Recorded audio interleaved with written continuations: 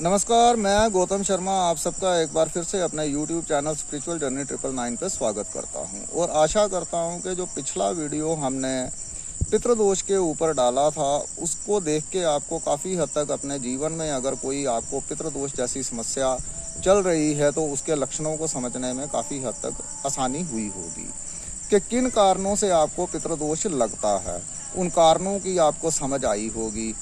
तो आशा करते हैं कि आप अपने जीवन में उन कारणों को पैदा नहीं होने देंगे। तो आज हम इसी सब्जेक्ट को थोड़ा सा और आगे बढ़ाते हैं कि पितृदोष के और क्या क्या लक्षण होते हैं और किन कारणों से ये पितृदोष जो है वो आपको लगता है। ये सब्जेक्ट काफ़ी लंबा है, तो इसके निवारणों को पूरी तरह समझने के लिए आपको थोड़ा सा समय हमारे वीडियोस को देना पड़ेगा।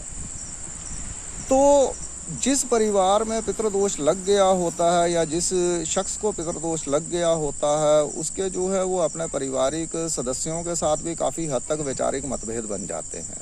बात बात पे लोगों के साथ उलझना, झगड़ा होना, मन का भर आना, रोने की इच्छा करना।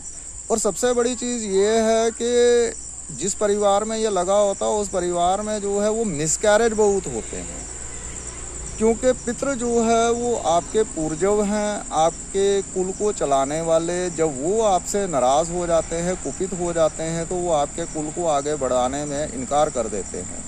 इस कारण आपके परिवार में मिसकैरेज की प्रॉब्लम्स जो हैं वो काफ़ी हद तक आना शुरू हो जाती हैं। और ख़ास तौर से जब पुत्र हो पेट में, तो ऐसे परिवारों में ज़्यादातर देखने में आता है कि लड़कियाँ ज़्यादा पैदा होती हैं तो बेटे जो हैं वो नहीं होते हैं, ताकि वंशवेल जो है वो आगे ना चल सके। वैसे तो आज समय बहुत आगे निकल चुका है, आज बेटे और बेटियों में कोई अंतर नहीं है, मगर फिर भी आज भी हमारे समाज में जो है वो कुल को चलाने के लिए जो है एक पुत्र का होना जो है वो आवश्यक माना जाता है। तो पुत्र के जन्म में जो है पितृदोष बहुत भारी रुकावट जो है वो पैदा करता है।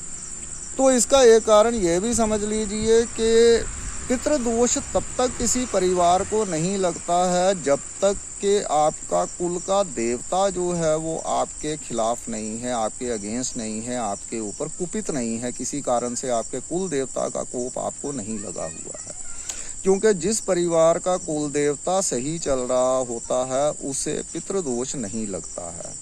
ये आप अच्छे से समझ लें, क्योंकि कुल देवता का एक कार्य ये भी होता है कि वो मरणोपरांत अपने परिवार के, अपने कुल के सदस्यों को अवगति नहीं होने दे। तो इस कारण को भी आप समझ लीजिए। जहाँ कहीं पितृदोष अगर लग गया है किसी को, तो वो सीधे से ये समझ ले कि उसके कुल का देवता जो है वो खराब चल रहा है।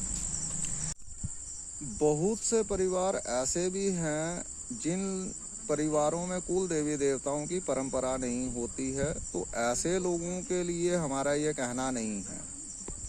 ये आप अच्छे से समझ लें। जिन परिवारों में कुल देवी देवताओं की परंपरा है वो इस बात को समझ लें, और जिन परिवारों में कुल देवी देवताओं की मान्यता नहीं है वो सरल तरीके से जो है वो चलें।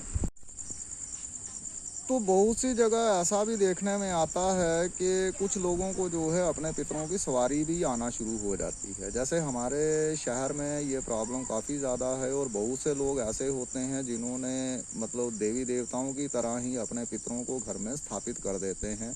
उनको एक आसन जो है वो दे देते हैं, और वो सारा जीवन जो है उनकी सवारी जो है घर परिवार का एक ना एक सदस्य जो है वो लेता रहता है। तो ऐसे लोगों से हमारा निवेदन है कि ऐसा मत कीजिए, क्योंकि ऐसा करने से आप केवल अपने उस पितृ को जो दोष में आपको पकड़ करके बैठा हुआ है, सवारी ले रहा है, आप उसका तो आगे का जहान खराब कर ही रहे हैं।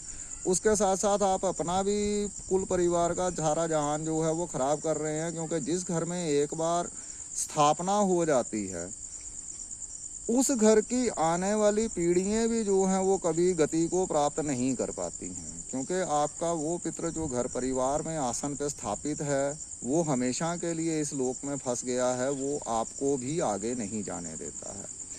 तो ऐसी क्रियाएं प्रतिक्रियाओं को करने से जहाँ तक हो सके आप अपना बचाव कीजिए, तो यही आपके लिए उचित रहेगा। ऐसा होता इसलिए है कि जब कोई पितृ, जब किसी की मृत्यु होती है तो उस समय पे या तो उसे आगे मार्ग नहीं मिलता है या आगे उसे पितृलोक के द्वार जो है वो बंद मिलते हैं, जिस कारण से वो वापसी करता है और अपने ही पारिवारिक सदस्यों को जो है वो कष्ट देना शुरू कर देता है। तो ऐसा है कि इनके निवारण का एक छोटा सा उपाय हम आपको बताते हैं कि जब कभी कोई अमावस्या का दिन हो तो कोई पीपल का पेड़ हो तो आप उस पीपल के पेड़ की 108 परिक्रमाएं करें इस मंत्र को जाप करते हुए, ओम नमो भगवते वासुदेवाय नमः। तो हर परिक्रमा पे एक मिठाई का पीस जो है वो पीपल के पेड़ पे चढ़ाते चले जाएं, अर्पण करते चले जाएं। वो ऐसा एक बार करने से आपका पितृदोष जो है वो निवारण हो जाएगा। तो अब बात आ गई है कि 108 मिठाई के पीस जो हैं वो हर शख्स के लिए ख़रीदना जो है वो संभव नहीं है, क्योंकि यहाँ बहुत से लोग ऐसे भी होते हैं जिनकी फाइनेंशियल कंडीशन इस दोष से काफ़ी नीचे गिर चुकी होती है, उनके लिए ऐसा संभव नहीं होता। तो वो शाना मुर्गी एक चीज़ होती है मिठाई, वो थोड़ी सस्ती मिल जाती है और उसमें काफ़ी क्वांटिटी आ जाती है, तो लोग उसका इस्तेमाल भी कर सकते हैं। तो इसके और भी बहुत से वैलिड उपाय हैं जिनके ऊपर हम अगले वीडियोस में जो है वो बात करेंगे कि उन उपायों को करने से कैसे आप पितृदोष जैसे इस दुष्प्रभाव वाले दोष से मुक्ति पा सकते हैं। तो आज के लिए इतना ही। आशा करते हैं कि आपको ये वीडियो पसंद आया होगा और इस जानकारी के माध्यम से आपको अपने इस दोष के निवारण हेतु कोई मार्ग समझ में आया होगा। तो धन्यवाद, मिलते हैं अगले वीडियो में, तब तक के लिए नमस्कार, जय भोलेनाथ।